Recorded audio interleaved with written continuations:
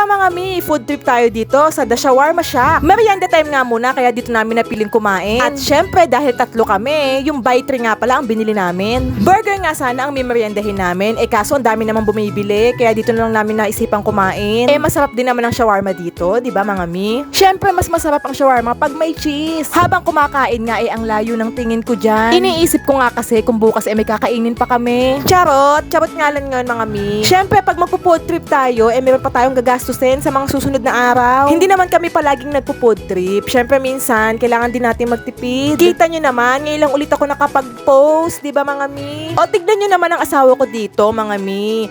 Ngiting busog talaga. At syempre, kung meron tayong pambara, dapat meron din tayong panulak. At dito nga lang namin yung binili sa Mangre. Patabi nga lang ng The Shawarma Shack. Dito nga lang din yan sa loob ng aming subdivision, mga mi. Dito kasi sa aming subdivision, mga mi, kompleto na. Lalabas ka na nga lang talaga dito. Pag gusto mo nang mag-mall, magkakaroon na nga rin dito ng SM Gentry. Malapit lang sa amin. O diba, hindi na namin kailangan lumayo para gumala-gala. O siya, yun lang mga mi. Till my next vlog. Happy Friday, everyone! Bye!